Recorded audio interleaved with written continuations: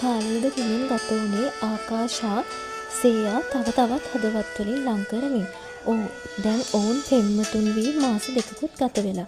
මේ අතර අපොස උසස් පෙළ විභාගයේ ප්‍රතිඵලද පැමිණි අතර ජීව විද්‍යා අංශයේ දිවයිනේ 20 වන ස්ථානය දිනා ගැනීමට සෙය සමත් විය. අපච්චිගේ අහිංසක බලාපොරොත්තු ඉෂ්ට කරන්න සෙයට හැකියාව ලැබුණා. ඒ වගේම සිතුලි හා අමාෂා හටද කොළඹ විශ්වවිද්‍යාලයේ මෙඩිකල් ෆැකල්ටි එකට ඇතුළත් වීම සඳහාද වරම් හිමිව ඇත්තේ මිතුරියෝ තිදෙනාගේ අපූර්ව යහළුකම ගැන සියල්ලන්ටම සතුටක් එක් කර වෙමිනි. සෙය විභාගයේ සමත් වීම වෙනුවෙන් ආකාශයෙන් ලැබුණු ත්‍යාග අතරින් වටිනම ත්‍යාගය තමයි මූල්‍ය වංචාවක් සිදු කරා යයි කැමීලියා ප්‍රයිවට් ලිමිටඩ් තුලින් මීට වසර 9කට පෙර ආයතනයෙන් නිරපා හැරුණු CEO ලෙස කටයුතු කර සනත් දිසානායක නම් සෙයගේ අප්පච්චිගේ නිර්දෝෂීභාවය ඔප්පු කිරීම හා ඊට අදාළ වංචනිකයින් සාක්ෂි සමගින්ම නීතියේ රැහැනට හසු කර දීම. කැමීලියා කියන්නේ මහේන්ද්‍ර හා සනත් එක්ව ගොඩනැගුණු සමාගමක්. මොවුන් අතර වසර 32ක් තරම් පැරණි මිතුදමක් පැවති. මහේන්ද්‍ර කවීන මේධාවි සනත් ප්‍රතාප් නිල්ක මේ සියල්ලෝම විශ්වවිද්‍යාල මිතුරන් විය. සනත් මේධාවි සමග ආදරයෙන් බැඳෙන අතර ප්‍රතාප් පාසල් වියේ පටන්ම ආදරය කරේ මේධාවි හැටේ. නමුත් මේධාවි ඔහු ඉතාම සුහදව ප්‍රතික්ෂේප කළ අතර ප්‍රතාප්ගේ සිතේ ඇති වූ තිබූ ආදරය එතැන් පටන් වෛරයක් බවට පත්විය. මහේන්ද්‍ර හා කවීන විවාහ වන විට ඔවුන් දෙදෙනාටම අවුරුදු 20ක් පමණි. ඒ නිසාම තමයි සිහිලල් හා සේ අතර අවුරුදු 9ක වයස් පරතරයක් තියෙන්නේ.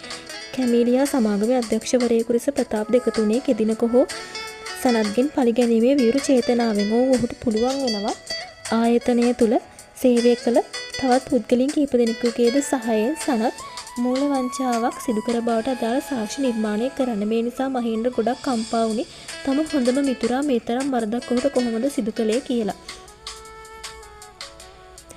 ප්‍රතාප් මහේන්ද්‍රගේ මනස ලැබුණු අවස්ථාවෙන් ප්‍රයෝජන අරන් වෙනස් කරලා තිබුණේ. යනුව සනත් මේධාවි ඉතෙක් රැස් කර තිබුණු කෝටි සංඛ්‍යාත එනම් තමන්ගේ මහන්සියෙන් උපයාගත් සෑම දෙයක්ම ඔවුන්ට අහිමි වෙනවා. තවදුරටත් කොළඹ රැඳීමට තරම් ඔවුන්ට ආර්ථිකයක් නොතිබුණු නිසා මේධාවිගේ ගමවන බණ්ඩාර වෙලට ඔවුන් පැමිණෙන වෙතන් පටන් ඔවුන් ඉතා අමාරු අසීරු ජීවිතයක් ගත කළේ. ඔවුන් මානසිකව ගොඩක් කඩාවැටුණු කාලය. සනත් ඇති වුණු ලොකුම වේදනාව තම මිතුර තමා විශ්වාස නොකිරීම.